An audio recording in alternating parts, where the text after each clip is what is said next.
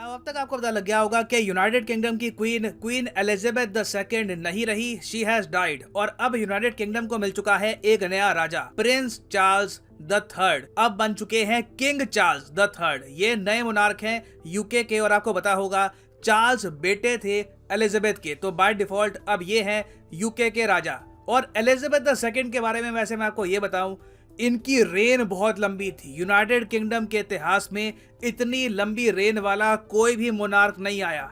इनकी रेन, इनका शासन शुरू हुआ था 1952 में और 2022 तक इनका शासन चला।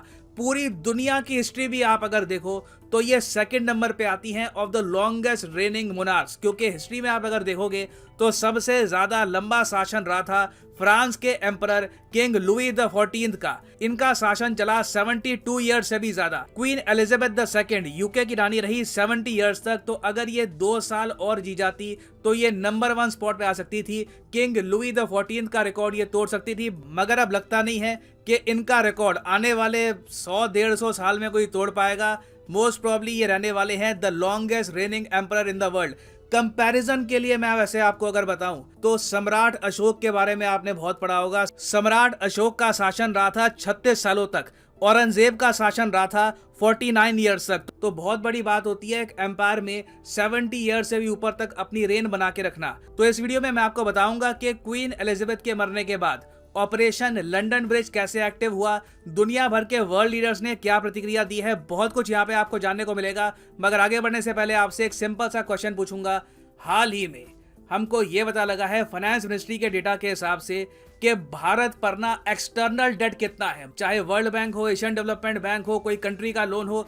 ये फिगर रिसेंटली रिवील करी गई। आपको बताना है कि ये नंबर क्या है। 120 billion dollar, 10 billion dollar, 620 billion dollar या फिर 1 trillion US dollars. Comment section में सब लोग करो आंसर। सही आंसर मैं आपको दूंगा वीडियो के अंत में। नाउ सबसे पहले अगर हम बात करें वर्ल्ड लीडर्स के बारे में, अब अगेन यहाँ पे आप मुझसे क्वेश्चन पूछ सकते हैं कि क्वीन एलिजाबेथ द सेकेंड ये थी जी यूके की रानी। इनके मरने पे पूरी दुनिया में इतना हो अल्लाह क्यों हो रहा है। दुनिया भर में हम देख रहे हैं सेलिब्रिटीज इन पर कमेंट्स कर रहे हैं। मैं इंडिया में देख रहा था, एक आर्टिकल किसी ने पब्लिश किया, वहां पे लिखा था कि मैं रॉयलिस्ट नहीं हूं मगर मुझे भी रोना आ रहा है कि क्वीन एलिजाबेथ मर चुकी है। तो लोग ऐसी बातें क्यों कर रहे हैं कि ये इतनी बड़ी बात क्यों है। दुनिया भर में जो शोक मनाया जा रहा है उसका मेन रीजन ये है कि देखो क्वीन एलिजाबेथ यूके की तो रानी थी, मगर टोटल 15 देश है दुनिया भर में जिनकी ये हेड ऑफ स्टेट भी थी। ये 15 देश कौन से हैं ये आपके सामने हैं। इनमें आप देख पाओगे कई बड़े देश आपको दिखेंगे, ऑस्ट्रेलिया, कनाडा, न्यूजीलैंड, उसके अलावा वेरियस कैरेबियन टापू यहाँ पे आपको मिलेंगे। ये सारे देश क्वीन एलिजाबेथ को मानते थे अपना हेड ऑफ स्टेट। अब इंडिया में हेड ऑफ स्टेट कौन है? President of India. हम लोग क्वीन एलिजाबेथ को अपना हेड ऑफ स्टेट नहीं मानते, मगर ये सारे देश हैं, इनको आजादी मिलने के बाद भी इन्होंने ये चूज किया कि हमारे देश में कोई प्रेसिडेंट नहीं होगा, प्रेसिडेंट की जगह पर हम हेड ऑफ स्टेट मानेंगे क्वीन एलिजाबेथ द सेकेंड को। तो आप यही मान लीजिए दुनिया भर में ना 15 देशों ने अपना हेड ऑफ स्टेट इकट्ठा खो दिया है। तो ऑब्वियसली वर्ल्ड लीडर्स तो यहाँ पर कमेंट करेंगे। और यहाँ पर आप देख पाओगे सबसे पहले मुझे याद है इमैनुअल मैक्रोन ने इस पर ट्वीट करी थी और इनकी ट्वीट बड़ी क्लासिक सटल थी।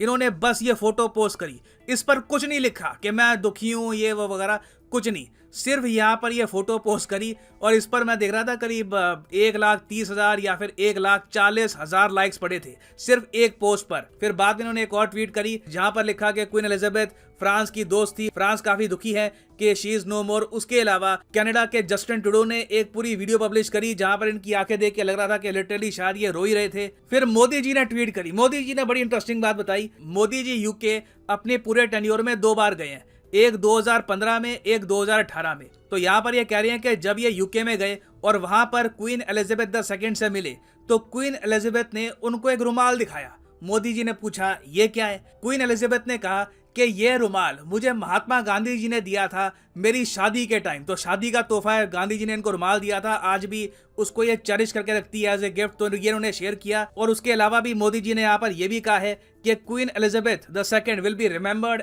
As a star world of our times. अब हालांकि मोदी जी की जो ट्वीट है थोड़ी सी ऑकवर्ड भी है। अब कोइंसिडेंस कह लीजिए, आप जो भी कह लीजिए, एक दिन पहले ही आपको याद होगा कि हमने राजपथ का नाम चेंज करके कर्तव्य पथ कर दिया और मोदी जी ने यह कहा कि हमने गुलामी की निशानी हटा दी है। किंग्स वे यानी राजपथ आज से इतिहास की बात हो गया है। मैं सभी देशवासियों को आजादी के इस अमृत काल में गुलामी की एक और पहचान से मुक्ति के लिए बहुत बहुत बधाई देता हूं। मोदी जी भी सोच रहे होंगे यहाँ पर कि एक दिन पहले ही गुलामी की निशानी हटाई, अगले ही दिन यहाँ पर न्यूज़ आ गई कि क्वीन एलिजाबेथ नहीं रही। ऑफ कोर्स मैं एक सुपरस्टिशियस आदमी नहीं हूँ, मगर बड़ा अजीब सा कोइंसिडेंस है। खैर एनीवे, ये इंडिया की हमने बात कर ली। जो बाइडन ने एक बहुत बोरिंग सा, इन्होंने एक मैसेज लिखा जहाँ पे इनकी पत्नी और ये बात कर रही है कॉमनवेल्थ के बारे में कि किस तरीके से कॉमनवेल्थ ग्लोबल पीस के लिए इंपॉर्टेंट है, क्वीन एलिजाबेथ का कितना पॉजिटिव रोल था। तो ये सब इन्होंने यहाँ पर बात बोली है। मोस्ट प्रॉब्ली जो बाइडन ने ये सब खुद लिखा भी नहीं होगा, किसी ने उनके लिए लिख दिया होगा और उन्होंने यहाँ पर बस ये ट्वीट कर दी है। उसके बियॉन्ड आप अगर देखो तो जमैका, न्यूजीलैंड, दुनिया भर के वर्ल्ड लीडर्स ने यहाँ पर शोक प्रकट किया है। सबसे इंटरेस्टिंग मुझे ये लगा, व्लादिमीर पुतिन ने भी कहा कि क्वीन एलिजाबेथ के मरने पर हम बहुत ज़्यादा दुखी हैं और इवन दो यूके की सरकार ने व्लादिमीर पुतिन पर पर्सनल लेवल पर सैंक्शन लगा रखे हैं, इवन व्लादिमीर पुतिन की जो गर्लफ्रेंड है उन पर भी सैंक्शन लगा रखे हैं, मगर पुतिन ने यहाँ पर एक कर्सी दिखाई और ये यहाँ पर कहा कि हम काफ़ी दुखी हैं कि क्वीन एलिजाबेथ अब नहीं रही। ना यहाँ पे आप मुझसे क्वेश्चन पूछ सकते हैं, ठीक है ये सब बहुत बढ़िया है, मगर इतनी जल्दी से यूके को एक नया शासक मिल गया, किंग चार्ल्स द थर्ड, इतने जल्दी क्राउन कर दिए गए। तो देखो ये सब एक प्लान के अंडर हुआ है और इस प्लान का नाम है ऑपरेशन लंदन ब्रिज। लोग कंफ्यूज कर जाते हैं, कुछ लोग कह रहे हैं कि जी ये ऑपरेशन यूनिकॉर्न है। नहीं, देखिए मेन जो ऑपरेशन है वो लंदन ब्रिज है, उसका पार्ट है ऑपरेशन यूनिकॉर्न। ये दोनों ऑपरेशंस आज से कई साल पहले बना दिए गए थे यूके की सरकार द्वारा, जहां पर एक पूरा पैटर्न डिसाइड कर लिया गया कि जैसे ही क्वीन एलिजाबेथ द सेकंड की डेथ होगी तो उसके बाद किस तरीके से मोनार्की आगे कैरी फॉरवर्ड होगी। और इस पर एक बहुत ही स्पेशल वीडियो है, ये जो छोटी सी वीडियो है ये मैं चाहता हूँ आप देखें। The Queen is the cornerstone to the Commonwealth, the patron to almost 600 organisations and charities, and plays a pivotal role in the UK's alliance with many countries. So her passing will bring about a lot of change, not just for the United Kingdom, but potentially the world.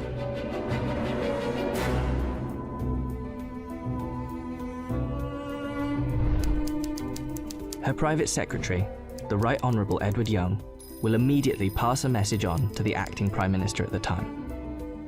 That message will likely read, "London Bridge is down." The Prime Minister will then set Operation London Bridge into action. तो जैसे ही queen Elizabeth की death confirm हो गई, UK के PM को बोल दिया गया London bridge is down, operation London bridge active कर लीजिए। तो उसके बाद जो 15 countries queen Elizabeth the second को मानती है अपनी हेड ऑफ स्टेट, सबसे पहले उनको मैसेज गया, इमरजेंसी मैसेज, कि क्वीन एलिजाबेथ मतलब कि आपके देश की हेड ऑफ स्टेट अब नहीं रही। फिर बाद में जो कॉमनवेल्थ ग्रुप है जिसमें इंडिया, पाकिस्तान, श्रीलंका, बांग्लादेश ये सब भी आते हैं, उनको भी मैसेज किया गया कि क्वीन एलिजाबेथ नहीं रही। और फिर उसके बाद यूनाइटेड किंगडम में जो भी मीडिया है, चाहे बीबीसी हो या फिर कोई और मीडिया हाउस हो, सबको कहा गया कि जो भी आपकी ब्रेकिंग न्यूज़ वाली पट्टी होती है उसको आप ब्लैक कलर में दिखाओगे, जो आपका न्यूज़ एंकर है वो काले रंग का सूट पहनेगा और जनता को बताएगा कि क्वीन ऑफ इंग्लैंड नहीं रही। तो पूरा इसका एक प्रोटोकॉल होता है। जैसे ही क्वीन एलिजाबेथ की डेथ हुई, लंदन ब्रिज एक्टिवेट हो गया और किंग चार्ल्स द थर्ड बन गए यूके के नए मोनार्क। और अब किंग चार्ल्स लीड करेंगे यूके की पूरी रॉयल फैमिली को। देखो यूके की रॉयल फैमिली बहुत बड़ी है। आपको पता होगा कि क्वीन एलिजाबेथ द सेकंड के पति थे प्रिंस फिलिप, इनके बहुत सारे बच्चे हुए। उसके अलावा भी प्रिंस चार्ल्स के छोटे भाई हैं, उनकी भी एक्सटेंडेड फैमिली है। इन सब की नेटवर्थ को आप अगर ऐड कर दो तो फोर्ब्स मैगजीन ने इसकी कैलकुलेशन ये लगाई कि टोटल नेटवर्थ इन सब लोगों की है 88 बिलियन यूएस डॉलर, जो कई देशों की जीडीपी से भी ज्यादा है। उसके अलावा किंग चार्ल्स को अब 50 मिलियन डॉलर से भी ऊपर की एनुअल सैलरी मिला करेगी as the king of UK. तो ये एक मेजर चेंज है, ना सिर्फ यूके के लिए, 15 और कंट्रीज के लिए भी। नाउ फाइनली वापस आते हैं अपने क्वेश्चन की तरफ कि as of March 2022 what is India's external debt. India पर बाहर के इंस्टीट्यूट्स, देशों से कितना कर्ज बनता है। तो टोटल कर्ज इंडिया पे है अराउंड 620 बिलियन डॉलर्स का। तो option C is the right answer. India का एक्सटर्नल डेट रिसेंटली बढ़ भी गया है and it is a concern for the entire country. और हाँ, फाइनली आप सब लोगों के लिए एक इंपॉर्टेंट मैसेज, आने वाले कुछ दिनों के लिए अनअकैडमी की स्पेशल 20% सेल हो चुकी है एक्टिव। यूजुअली आप देखोगे कोई भी कोर्स ऑन अकेडमी का उस पर 10% डिस्काउंट होता है, आने वाले कुछ दिन तक ये डिस्काउंट 20% रहेगा। तो कमेंट सेक्शन में जाओ, किसी भी एग्जाम के लिए आप प्रिपेयर कर रहे हैं, लेट्स से आप प्रिपेयर कर रहे हैं फॉर यूपीएससी, तो क्लिक करिए यूपीएससी पर और आपके सामने खुल जाएगा ये पेज और यहाँ पे आप यूपीएससी एग्जाम के कोर्सेज परचेज कर सकते हैं।